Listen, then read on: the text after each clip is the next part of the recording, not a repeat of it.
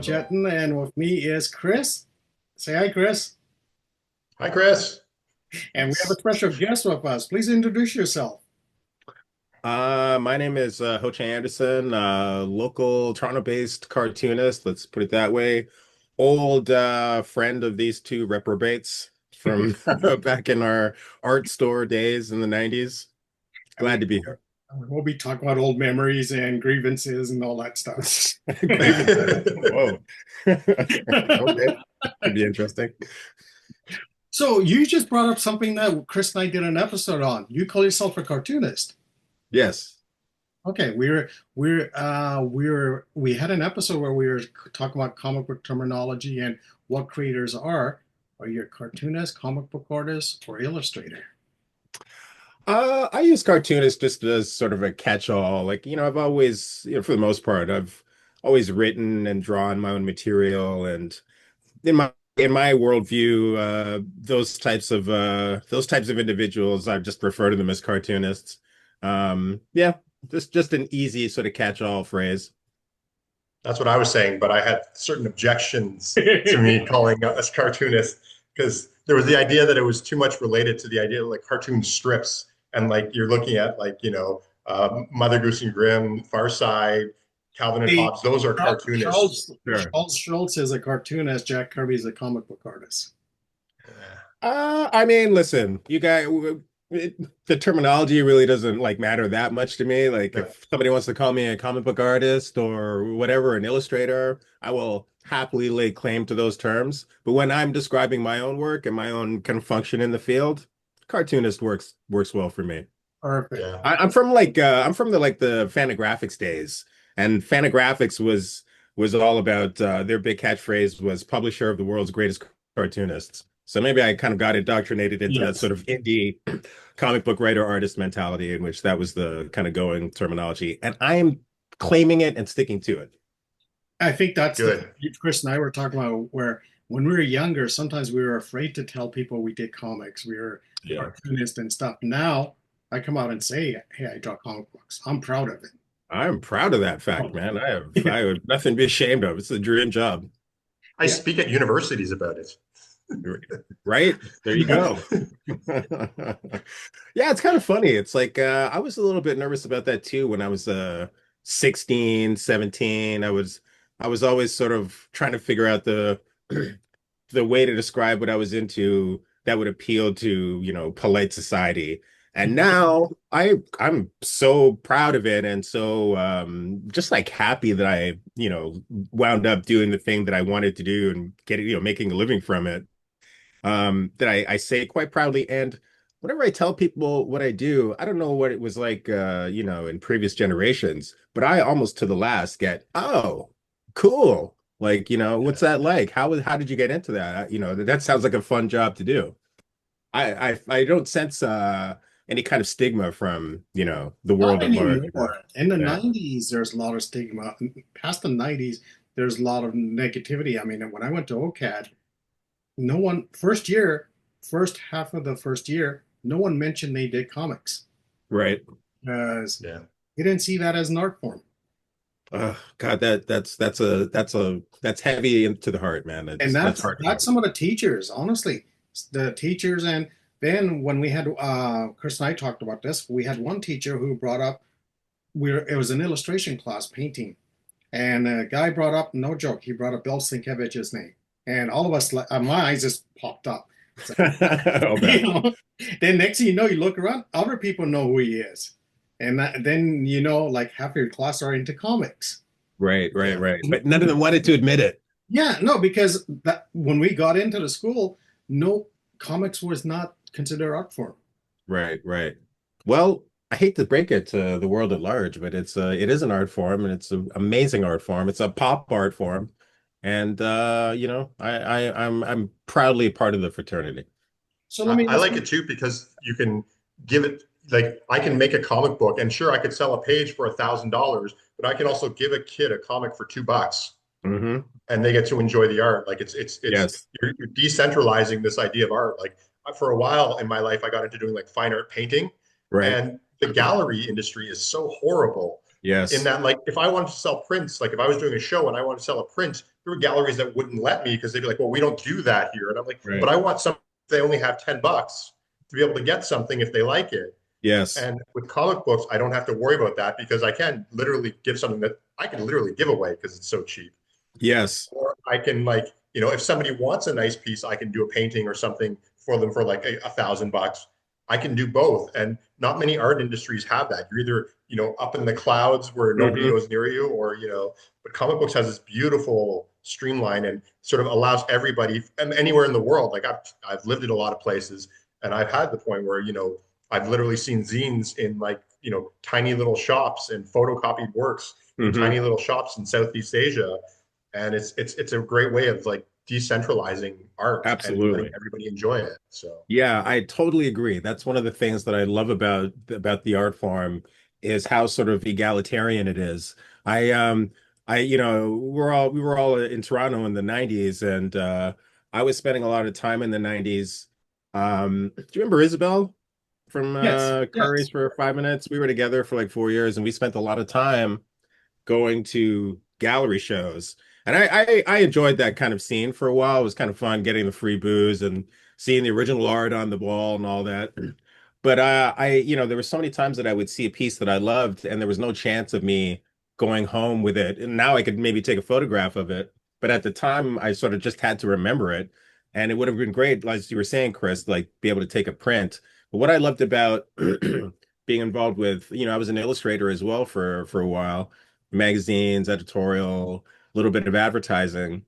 And one of the things I loved about being an illustrator and being a comic book artist is just like you said, Chris, the fact that, I can sell an original piece for however much, the original art, but the stuff is going to get printed and it's for the masses and it's going to get Are going to seen have around the a hard. world. It's going to get seen by adults and by children, by people who are going to stumble across it, not know who the hell I am, but maybe be affected by the work.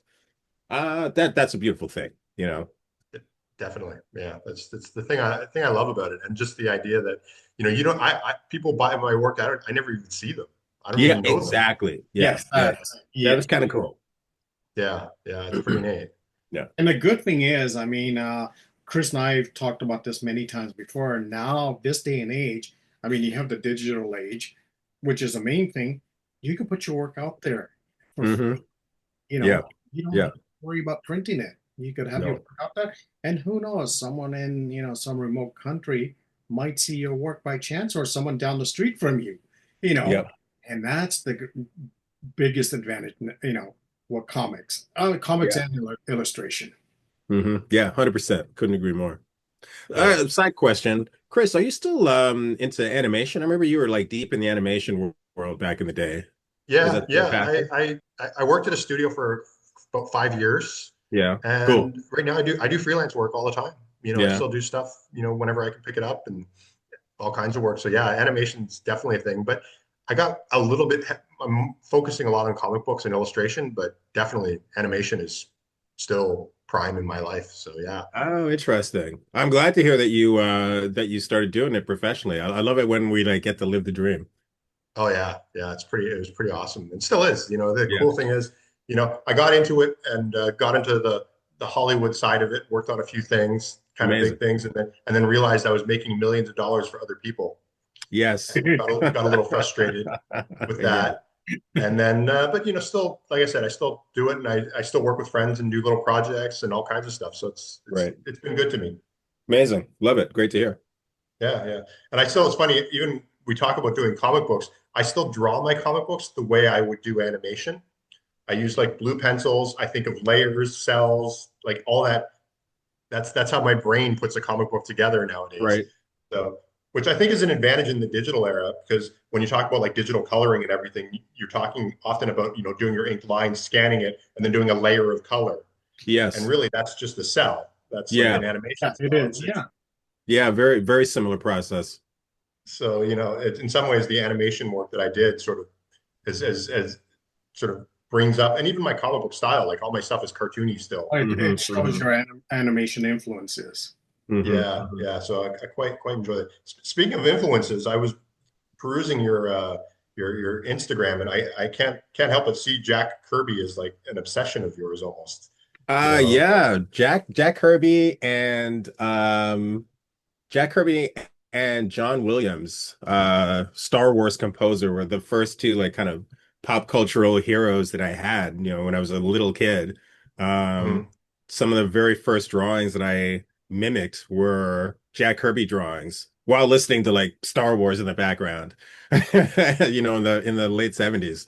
So yeah, Kirby's deep with me, man. I love Kirby. Do you still do like, do you ever ink like random Kirby pictures? Because I I think I saw that. saw in a couple of your posts, like, Yeah, I saw oh, that I just post want to about ink your. this. You want to ink that Kirby page? Yeah. Every a couple times a year I'll grab like some random Kirby pencils and throw some inks on them, but I've never attempted a full page. And I've been rereading where is it? I've been rereading Dingbat Love because I'm actually going to be on another podcast in a couple of days, and we're going to kind of go through this is his like black romance era and from the late 70s. And so I've been rereading some of that, and they've got many like just penciled pages in the book. There's got to be 20 or 30 pages in the book that are just pencils. Mhm. So I've been it's like if you're kind of like a bit of a Kirby obsessive and enjoy laying inks over top, this is a great book to have for that reason. Another Yeah. book I have on my shelf, a thick one, Simon and Kirby book, and there's a lot of pencil pages in Right. that also. Now let me ask you this: when you're thinking about inking someone like Kirby, do you go into that mindset because now we've seen so much of Kirby's work? Do you go into the mindset of Joe Sinnott, you know, You uh, bet. all that type? Do you go into that side of mindset, or do you go into a Ho-Che Anderson mindset inking? Well, that mindset is going to be there, whether I want it to be or not, just for the fact that it's coming out of these hands. So I don't really put too much thought into that aspect of it. I figure that's going to cover itself. Because in But back of your head you have that mindset because you know what sometimes I'll use when I ink I'll use tech Pigma pens and all that stuff, but when you're inking someone like Kirby you have to think thick brush lines. yeah, 100%. Yeah, I'm thinking absolutely. I'm thinking about Mike Royer, of course. I'm thinking of Joe Sinnott. I'm a big fan of I don't know how often this artist worked over top of Kirby, but I'm a big fan of Paul Reinman, who inked like I think the early X-Men issues that Kirby had penciled. He had there was a certain quality that Paul Reinman brought to Kirby's pencils that I've never seen replicated in any of the other artists. There's kind of a doughy quality to it that I just really respond to, as opposed to the really slick lines that you get from Sinnott or Royer. But I'm also one of those rare people who appreciates Vince Coletta. I I was know going to Vince bring Coletta that is name up, but everybody's whipping yeah, boy. I love Vince I was going to Coletta. bring that up, but I wasn't sure if that was a touchy subject or not. I am the one person who will champion Vince Coletta. And Vince Coletta committed a lot of sins against Kirby's work, erasing figures and But you kind of know being a what? little To, sloppy. to defend him, it was an assembly line at that time. So, Absolutely. you And know, Sinnott was, Yeah. I'm sorry, Coletta was just like, bro, I gotta make money, man. Like I'm not it, doing this because it's, but it was an I'm having the assembly best line. time. I Don't gotta get me make wrong. money. Everything from penciling to coloring, everything was an assembly line. No one Yeah. cared about the art. I mean, I Right. hate to say it. I mean, Well, I I mean, think Sinnott and Royer did, but I don't know if they did, but overall, Marvel and DC were like, you know what, this book has to be done in this time. Vince Clarke got totally. a full book in what, 4 days? You know, and Vince would just piss ink onto the page and get it in the yeah, right spot. and who's to say no to that if you're an editor because you're like, you know what, I'm getting my books out on time. Get his books out on time, man. And there's something about Coletta's inks. There's like I remember back in like the 80s, one of the reasons I responded to something like Dark Knight Returns was it was just so chunky and raw. Yeah, And there's a kind of expressive energy that Coletta gets that I and kind of a primitive energy that Coletta gets into Kirby's inks that I just totally dig. So Vince Coletta, I'm on your corner, buddy. I may be the only one, but I'm there with you. So you were talking about Kirby being your influence, but as far as your own work, what other influences do you have, and sort of what drives you to do what you do? Like maybe even outside sources. What stories do you like to tell? Um, Good question. I got sorry, one second, guys. I got the storytelling bug like real early. I saw Star Wars when I was 7, and it kind of flipped the switch, and it opened the door to science fiction and mythology, and it just sort of put a love of the of that world into me right from the start. So I was one of those kids who knew really early, like, 10, 11, 12, that at some point I was going to be kind of sitting right where I am. My parents thought I was crazy. And yet we're encouraging because my father was a lover of art. And That's what I was going to ask. Yeah. yeah. At a certain point, he was like, maybe it's time to like put this craziness aside and get a real job. But as a little kid, he was super encouraging. And I don't know, man. I have a very strong memory of it was like 1987, and I went into the Silver Snail. Was it Silver Snail? Yeah, Silver Snail. And there used to be a magazine called a newspaper called Comics Buyer's Guide. Yes. And Yes. I'm a huge fan of Howard Chaykin. Howard Chaykin is like one of my like deepest influences, and he's really fundamental with me, along with Kirby. And I remember they had a write up about a book of his that was coming out, Black Hawk, at that time. And I had this image reading this like article of like him in his studio. It was like cold as hell, winter February day, and the snow was blowing. It was miserable. And I thought, I don't want to get up at like 6 o'clock in the morning to like leave the house to go to some Joe job so I can, like you were saying, Chris, make money for other people. I want to like live a life on my terms, doing the thing that I want to do in a comfortable studio, just being creative. I thought it's a pipe dream, as my father was happy to point out to me, but I thought that's what I want to do. And that motivator, that memory I have from like when I was 17, I think about it all the time. Just not wanting to be out. Like right now, I'm looking out the window and it's snowy. And I'm like, do I want to be out there working, or do I want to be in here comfortable being creative? The answer is pretty obvious to me. And so there was kind of that motivator, but there's a need that I have to kind of I'm a, hardly profound, very deep observer of the world, human interaction, of politics, just human society in general is fascinating. This sort of maelstrom that we created and that we're seem determined to destroy at all costs. And I have a deep urge to try to chronicle that in words and in pictures. And that's not going away. So I think that's like one of the things that motivates me, just this And that need to kind of tell the story of the world. and that's great to hear. I mean, you know what? When you hear stories about people saying the drive's gone and all that stuff, it's like, no, it never goes away. No, man. No, when you're passionate about it, never goes away.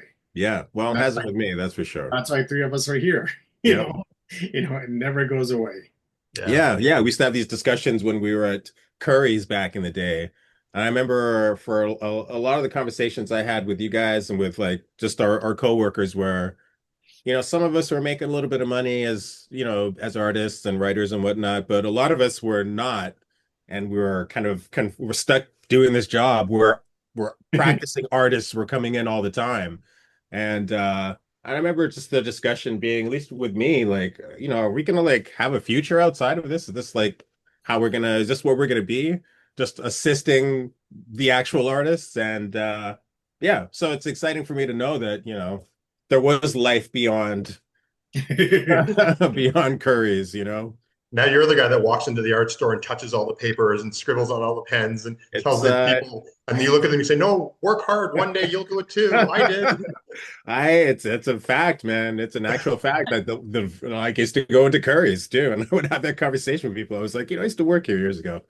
And Yep. you know what the funny part is, the bottom line is, and I've been talking to people at shows and things like that. It's, some people make money, some don't, but you know what? The drive, just keep doing it. Yeah.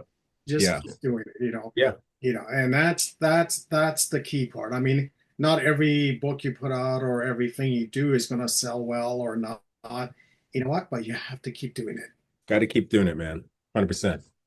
Yeah. The personality I find is that it's the type of people that succeed are the people that are like, "Well, I can't do anything else. Like this is what my Yeah. brain is programmed to do." So, Yeah. And whether I'm doing my own projects or whether I'm working on other people's projects with them or anything like that, it's like my brain is just like that's what I've got to do because Yeah. I can't do something else. I'm You know, 100% with you, and I have tried. There have been times during some of the lean times in my life where I've thought, all right, fuck this. I'm out. I'm going to do something else, and that has lasted a matter of months in every situation. I've always gone back to the storytelling eventually. yeah. So I did that same I for a few years before I got married. Got away from comics, got away from basically art. Did more. I mean, I did graphic design work, but drawing and all that stuff. Thinking I want to try a different approach. right. You know what? He just said those were miserable days. When I got back into doing art, real art. I mean, not to say graphic design and stuff is not art, but practical drawing and all that stuff. Hmm. It's a different mindset. Yeah, 100%. You're happier. It's funny So, actually, when I started fading a little bit during part of my life, I actually went back and worked at another art store again. And oh, really? it kind of recharged me a little bit because I Oh, sort that's of cool. had that creative surrounding and had like the people around me that were into it. And I had already had some experience in art. So like I was with coworkers who were sort of like, wow, you actually did it. I'm like, yeah, Right. yeah, and then it kind of recharged me a little bit. And much like sort of our gang, when I run into any one of the people I work with there, it's sort of like there's this kinship, and a bunch of them are also making art too professionally. So Yeah. it's like it's one of those things. In the back of my mind, I was thinking to myself, if I like have to recharge again, I'll go work at an art store again. Dude, that is wicked cool. And I could see that. I could actually see how that would kind of get the juices Never thought flowing about again. that. Never thought about that. That's not a bad idea.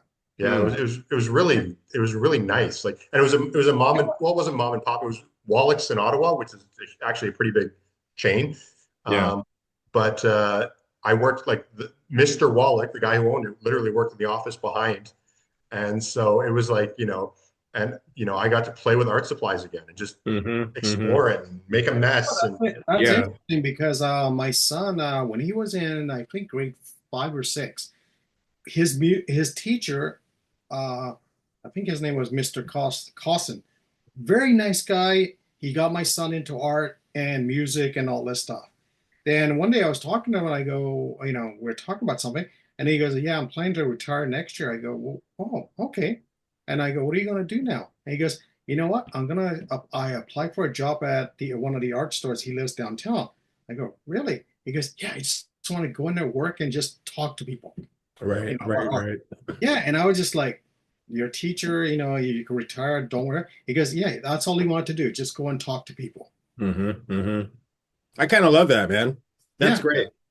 One thing I do miss about working in the art store was there was an energy there because we were all like kind of striving and aspiring and it was cool like when a professional would come in. Like I remember one time Joe Matt walked in, we had a long conversation. One time Maurice Velacoop showed up and he was giving me a whole lot of industry tips about, being a professional illustrator back when you could like do that full time back in the 90s. And so that was exciting. And the other thing that I really liked was just having access to all the gear, you know, Yes. just like getting into like I remember one time, did you guys remember they have this like heat sealed oil paint and you had to use this like, this like firing gun on the stuff, otherwise the paint would not Oh, set. And I remember I this have guy vague came in and memories he of it. gave it. Yeah, Do you remember that, Chris, at all? yeah, yeah. And I still have the set, as a matter of fact. They're crap. And the guy came in but it was cool to like get like a firsthand demonstration. The first time I ever like got to play with an air gun was at with an airbrush was at Curry's because we had that, we had a booth there that Jan used to work at. And every now and then we would just take out an air gun and just practice with the thing. Like that was the that good is thing. so cool. Any new products that came in, you'd say, I'm testing these out. Okay, that's fine. Exactly. Yeah, Yeah. yeah. You gotta show the customers how to do it. I gotta Yeah. I gotta learn first. Yeah, and I remember too you used to have in the break room there'd always be just a bunch of stuff, and if you wanted to Hmm. like scribble on, there'd be some paper, there'd be some markers, whatever, and you Yeah. know, so I find that even if you're not interested in that particular medium, just the idea that you're willing to open your brain a Learn. little to a Yeah, new medium that's it. will Yeah. actually like bring you back to inks, maybe make you think about how you're inking differently or something like that. 100%. So Yeah. it's something like I said. I actually have a friend who has an art store. He runs one in a small town, and I still visit him. And I actually teach in his. I've taught at his Oh, classes nice. there a few times Cool. too. And a lot of that is again the same thing where I go there and I'm like, he'll be like, I need somebody to teach a class teaching little girls how to make masks out of paper mache. And I'm Right. like, okay. And like my brain just it fills up again. You know what I mean? It's sort of that inspiration is there because I get to play with a bunch of kids, you know? Love Yeah. it. Totally love So it. So it's a mentioning that, what tools do you use to draw your comics? I know you do digital, you do old school. Um, what are your main tools for you're doing your pencil drawing and inking? It depends on the job. I my workflow is pretty it's still is it's pretty organic. I still really like organic art, but I also have totally embraced the digital world. Um, and when it comes to comics specifically, I still kind of like to work old school. I still like to work on a on a board 11 by 17 usually, maybe a little bit bigger. I still like traditional pencils, traditional inks. I use like a Hunt 102 and Hunt 107 to ink, or and a a range of brushes from really pristine new brushes to like just chunky hairs splitting off, those types of brushes. Everything has a purpose. I never throw any tool out, rarely. It's just totally fucked. um so I still like to actually create the actual raw boards, well, yeah, the raw images analog. But I really enjoy like finishing that process and then scanning it into the computer and then working either in, Photoshop or InDesign or Illustrator. Illustrator not so much. Or a lot for me the last few years is Procreate. Doing a lot of my coloring in Procreate. Yeah, there's a real I remember I had been working in comics for a while, and this was like the early 2000s, and then I got introduced, and I was experiencing kind of I don't know, it was just a moment of low energy where the work wasn't as satisfying to me in that moment. Something was lacking. And I got involved with digital technology. I finally learned how to use Photoshop. It was Photoshop 6 at that point. And it totally energized my approach, you know. I was working on a big comic at that time, and it had taken a long time to do, and I was kind of bored with it. And yet, sorry guys, when I got into Photoshop, it totally invigorated my approach to that material, and and allowed me to kind of get to the finish line on that project, and be excited to get to that finish line, whereas before it had been a real slog.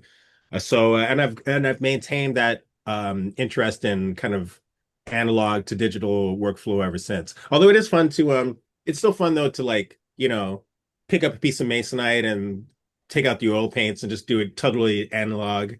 And it's also fun to create from sketch to finished illustration in like Procreate, for example. Do it. It's fun to do totally digital, and it's still fun to do totally analog. That was the greatest thing for your latest post for your Marvel story you did. You showed the process Yes. pages, and it's amazing. I mean, seeing the big artwork and the Isn't paint, that cool? the lines underneath and the painting. I mean, it's amazing. I mean, Thanks, that's man. one thing Chris and I talk about. I hate to say it, and no insult to any artist out there. I don't care about the final product. I want to see everything before that. yeah. You know, Yeah, yeah. I mean, the final product is important, but no, that it is process important, but is I exciting. want to see, that line work. I want Yeah, to see, like my friend Tom and Tom, you and I always joke about going, like looking at the artist edition books. I want to see the yeah. whiteouts. I want to Oh my see all, God. and all the mistakes these people made, to make them look, human. I those artist edition books are dangerous because you're like looking at 200 to 300 bucks every time. I got a stack of them. Like I'm spending way too much money on them, but I love them. They're like drugs, man. They're like, I love to open them up, and they're like, you see all the blue lines and the where they scratch stuff out Yeah, and the that's it. whiteout. I Yeah, love the whiteout and the coffee Yeah. stains and because when you see the final work and you look and you go, this not like, for example, when I look at and I want to see an artist edition book of his, but Brian Bolen, you look at his work, there's zero mistakes in that. yeah, yeah. Then I have a Joe Kubert one, and you're right. You see all this, scratch marks and all that stuff, and you could see the multiple pencil lines where he couldn't get the drawing right. Yeah, yeah, yeah. Or the paste up. That's another big Yeah, thing with me when you get to see in the old day. I don't know if they do it so much today, but in the old days there was a whole lot of like pay. If you go through the Dark Knight Artist Edition, so many panels have been like, he's pasted over it with a new panel Yeah. or and all the typography and all that stuff. that's I that's love one of it. my books I want to get. It's like that's on my list. Yeah, it's worth it, man. I don't like for me, I don't treat my original art with any particular reverence. I write notes on them and there's the stains on them. Yeah, They're shitty looking in person. But that's like to me that's what's exciting about them. Yeah. Some artists I know, I want to say Charles Burns is one of these artists who is very meticulous about the original art looking like the printed page. And Charles Burns is incredible, just for the record. But I my approach is different. I like them to look a little ragged in person. yeah. That's kind of more appealing to me than having them look too pristine. I saw They will Sam become Keith. pristine in the printing process, so I saw Sam Keith original piece of art, and there was so many layers on it that I swear to God, you need a shadow box just to frame it I because know. he had like so many layers of paint and whiteout and everything. It was like I love it. so thick, and that You was can see it with them.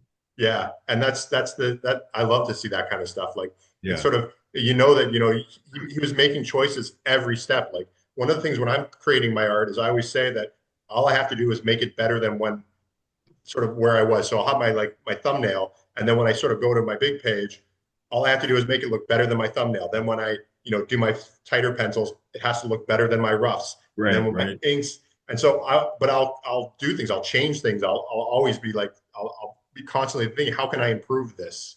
And Yes, so yes. I feel like somebody like Sam Keith was constantly doing that. Like, oh wait, this panel should be done like this, and so he just Hmm. layered it on forever. And there's a few Yeah. artists that really do that I really appreciate. Yeah, that's it. And it's exciting to come across I always find the originals just always have a depth and a vitality to them that is somehow lost in the printed page. It's funny though you say you always want each step to be better, and I totally agree with that.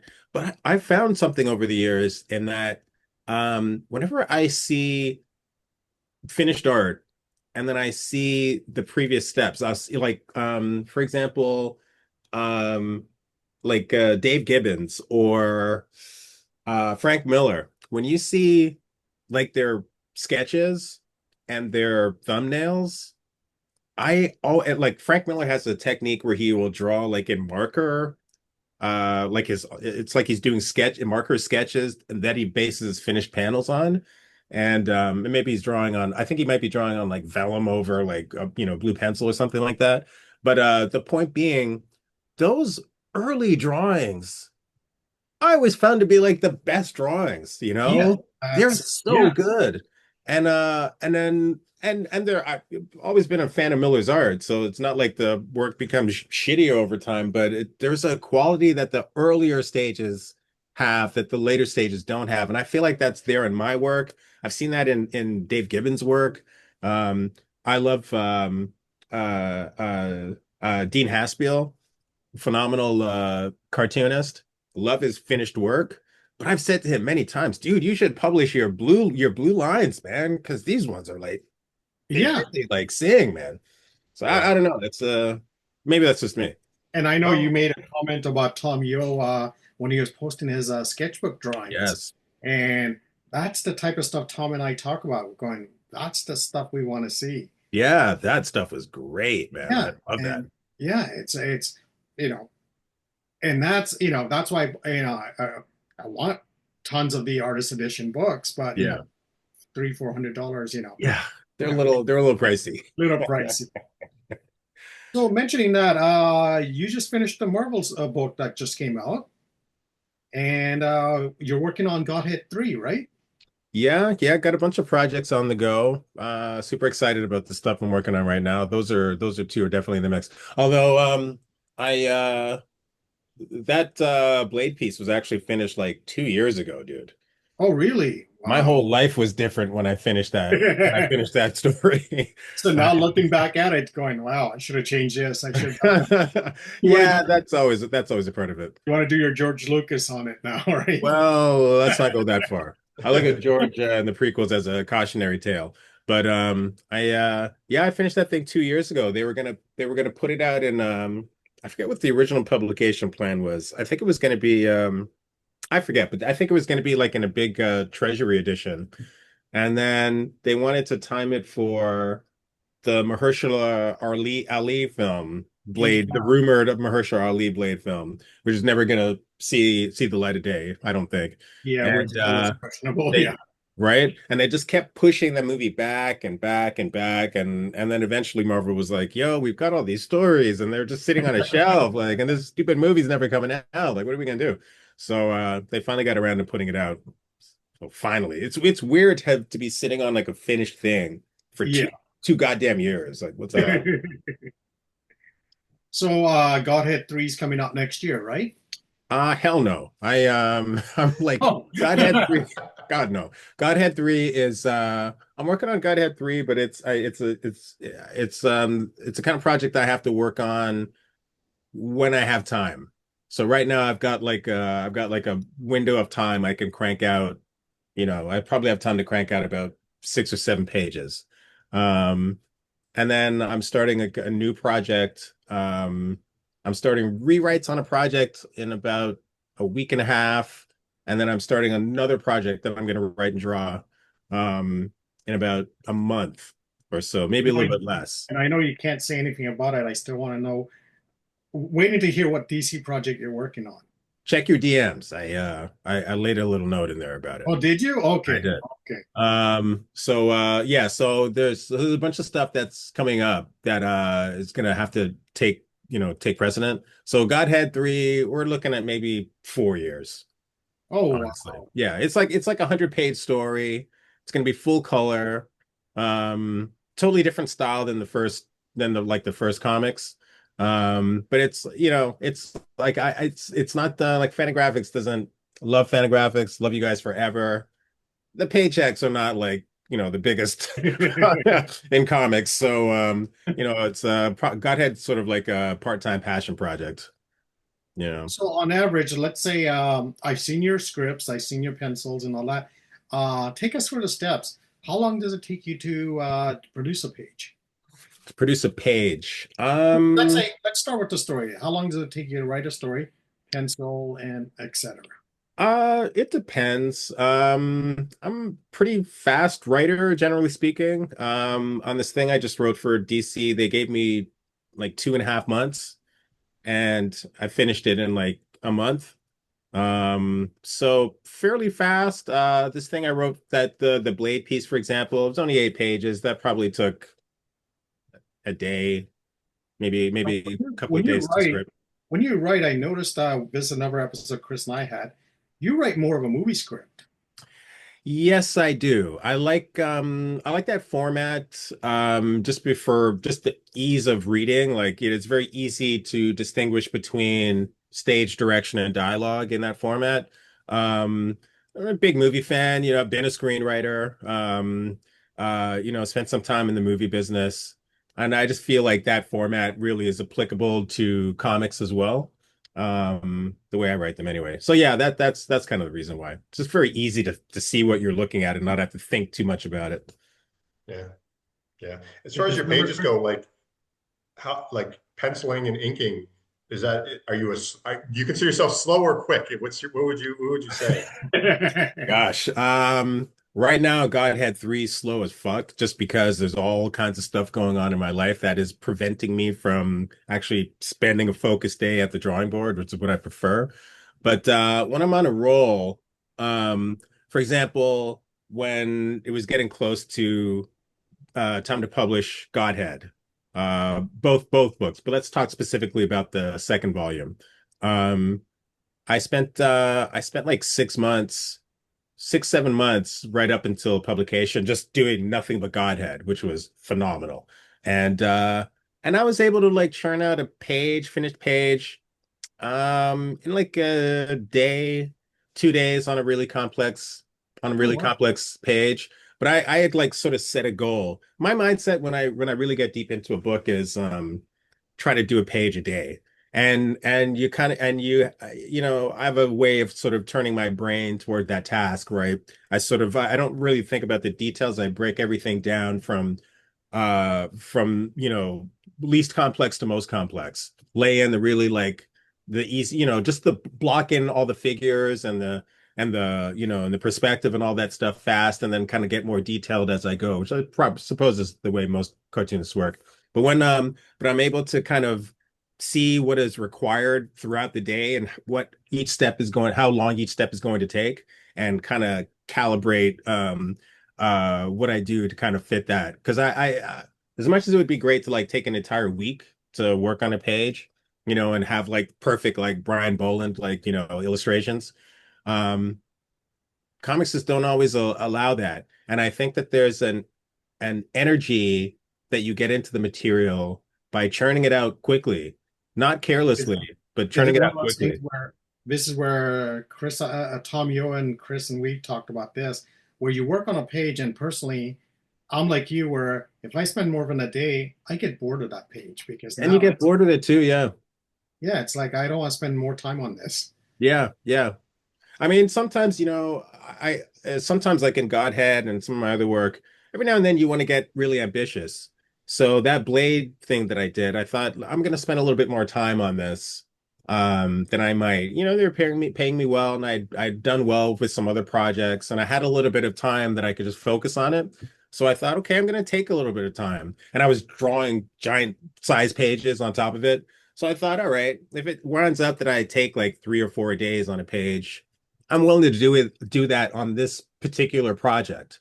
And it was fairly detailed in some places. So in those areas where you really want to throw like a lot of verisimilitude, let's say, into a background scene, you know, I might take an extra day to like get some of the details right.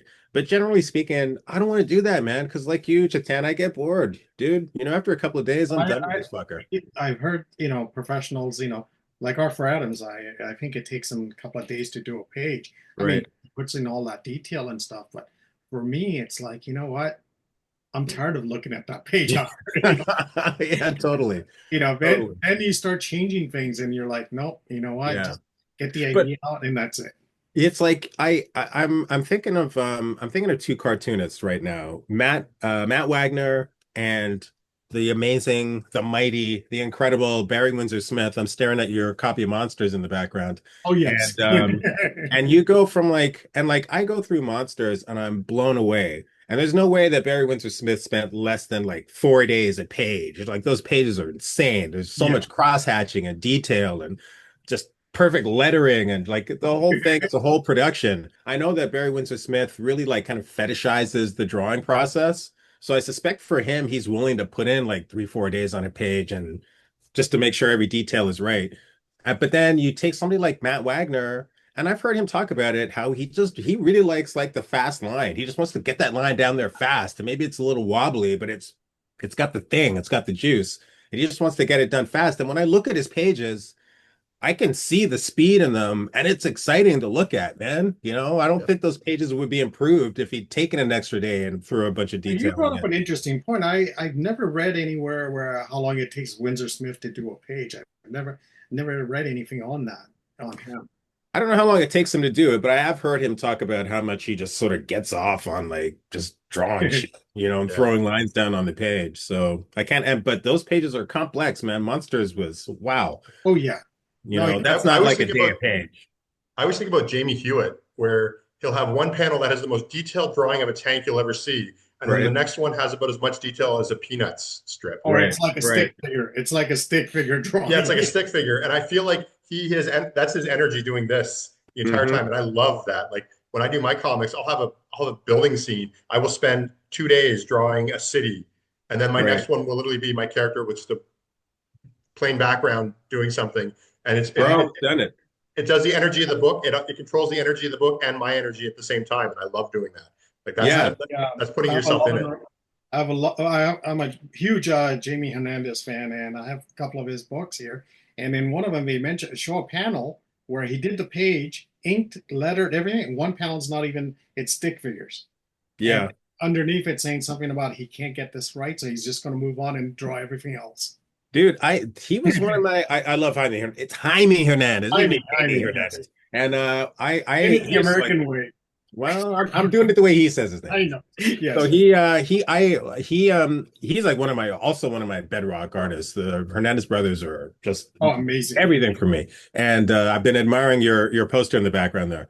And I remember reading interviews with him when I was starting out that totally influenced the way that I worked for many years, where he talked about just that. He would go, I go through my stack of pages and I'm finding the thing that's most interesting to me. And what's most interesting to me is this one panel on page 12. And I'm just gonna pencil ink that and I'm gonna leave it alone. And then he would go to another page and he would like pencil half of it, leave it alone. Go to another page, finish the entire thing, and kind of like dance through the whole book that way.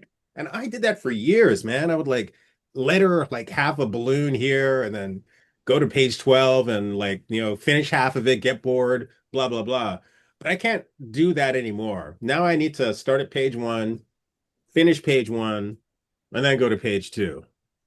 I just, I don't know. Something flipped. So I think we should probably wrap this up because we've been taking too much of your time. You said you have some secret projects coming up, which hopefully maybe when you're done your secret projects, we could have you on again and we could discuss your secret projects. I would be thrilled. I'm super stoked about them. That would be very awesome. And we can always maybe do a special episode all about working at an art store, because I think the three of us could probably tell stories. Now, before we let Hoche go, totally down. Before we let him go, we have to ask him that important question. Who would win in a fight, Hulk or Superman? Who would win what? Sorry, say again. Who would win in a fight, Hulk or Superman? Well, I hate to break it to you guys, but these characters are not real. Hey, that's an unanswerable question. Oh, that's that. However, my secondary. No. As soon as you say however, that means you're a true geek. Well, I thought that was obvious from the beginning of this conversation. However, my real answer to that is whoever is writing the story, man, and whoever needs a character to be the strongest. Oh no, back of your head as a kid, you always had that thing. Who'd win in a fight? Superman. I'm gonna go with Superman. There you go. You guys, man. Superman every day. That's a great way to end the episode.